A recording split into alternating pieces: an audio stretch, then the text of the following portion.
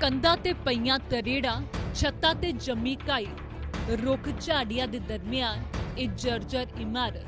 ਪਰ ਇਸ ਖਸਤਾ ਹਾਲ ਹਵੇਲੀ ਨਾਲ ਭਾਵੁਕ ਰਿਸ਼ਤਾ ਹੈ ਚਮਕਦਾਰ ਮਹਿਲਾਂ 'ਚ ਰਹਿਣ ਵਾਲੇ ਦਾਊਦ ਇਬਰਾਹਿਮ ਦਾ। ਦਾਊਦ ਦਾ ਪਰਿਵਾਰ 1980 ਤੱਕ ਇਸ ਹਵੇਲੀ 'ਚ ਹੀ ਰਿਹਾ। ਦਾਊਦ ਦੇ ਪੂਰਵਜ ਦਾਦਾ ਪੜਦਾਦਾ ਇਸੇ ਹਵੇਲੀ 'ਚ ਰਹਿੰਦੇ ਸਨ। ਦਾਊਦ ਦੇ ਪਿਤਾ ਦੇ ਮੁੰਬਈ ਪੁਲਿਸ 'ਚ ਨੌਕਰੀ ਲੱਗਣ ਤੋਂ ਬਾਅਦ ਜਦੋਂ ਰਤਨਾਗਿਰੀ ਤੋਂ ਮੁੰਬਈ ਸ਼ਿਫਟ ਹੋਏ, ਉਸ ਤੋਂ ਬਾਅਦ ਵੀ ਅਕਸਰ रत्नागिरी की अपनी इस हवेली च आउंदे रहंदे सन।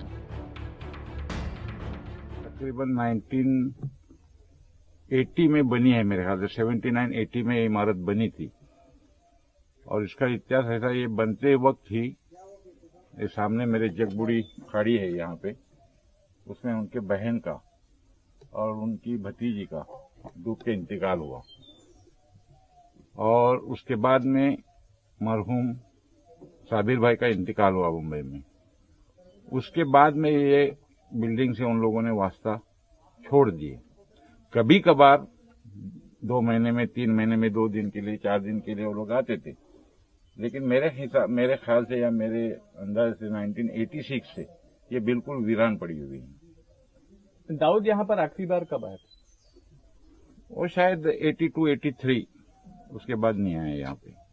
उनके जो दाऊद भाई के जो अब्बा थे इब्राहिम अली कास्कर, ये बॉम्बे पुलिस में सर्विस में थे और पूरी परिवार लेके वो मुंबई में रहते थे।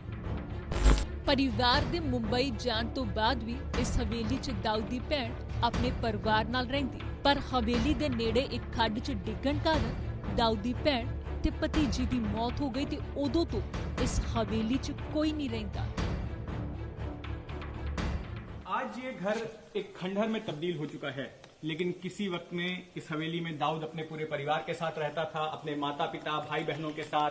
दादा परदादा भी उसके यहीं पर रहते थे। दाऊद इब्राहिम के पिता इब्राहिम अली कास्कर की जब मुंबई पुलिस में नौकरी लग गई, तो उसके बाद में वो अपने परिवार के साथ मुंबई शिफ्ट हो गए। मुंबई के पाकमुड़िया स्ट्रीट में वो बस गए, वहां पर वो अपने परिवार के साथ रहने लगे। और उसके बाद से यहां पर उनका आना जाना कम हो गया। गांव के लोग बताते हैं कि 80 की दशक के शुरुआत में दाऊद यहां पर अक्सर आया जाया करता था। और उसके बाद उसकी 4 बहनों में से एक बहन यहां पर रहा करती थी। लेकिन यहां से पास ही में एक खाड़ी है जिसमें कि उसकी बहन और उसकी भतीजी की डूबने से मौत हो गई। और उसके बाद से ये पूरा घर, ये हवेली वीरान पड़ी हुई है।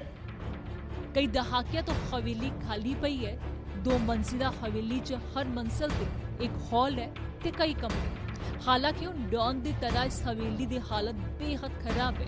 कंधा तो लेके छत्ता तक सब नुकसानिया गया है। हवेली के खंभों और दीवारों पर दरारें आ चुकी हैं। जगह जगह पर हवेली में बेलें आ गई हैं, पौधे उगाए हैं। और इस हवेली की तमाम दीवारों को गांव के बच्चों ने ग्रेफिटी से भर दिया है।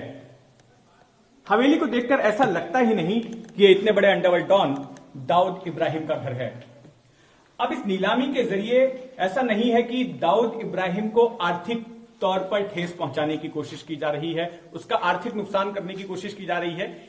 इसके पीछे माना यह जा रहा है कि ये एक प्रतीकात्मक कार्रवाई होगी। दाऊद इब्राहिम कास्कर अंडरवर्ल्ड दी दुनिया दा बेताज बादशाह ते भारत दा सब तो वड्डा दुश्मन।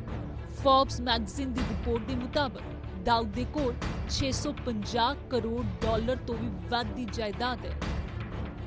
दाऊद नूं दुनिया दे टॉप 10 अमीर डॉन दी लिस्ट च भी शामिल किया गया सी। काले कारोबारां नाल कमाई करोड़ां दी जायदाद ते सरकारी स्ट्राइक भी हुंदी रही है।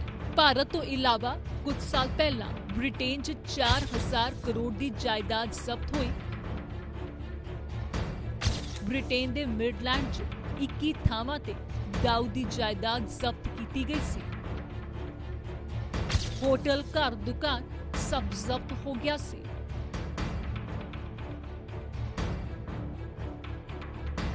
16 तो वध मुल्कां च दाऊद दी जायदाद है, पर जिस मुल्क चो पैदा होया करोड़ा अरबा रुपए कमाए ਡੌਨ ਬਣਿਆ ਪਰ ਆਪਣਾ ਘਰ ਨੀਲਾਮ ਹੋਣੋਂ ਨਹੀਂ ਬਚਾ ਸਕਿਆ। ਹੁਣ ਡੌਨ ਦੀ ਪੁਸ਼ਤੈਨੀ ਜਾਇਦਾਦ ਦਾ ਮਾਲਿਕ ਕੋਈ ਹੋਰ ਹੋਵੇਗਾ ਤੇ ਦਾਊਦ ਦਰ-ਦਰ ਲੁਕਦਾ ਫਿਰਦਾ ਹੈ।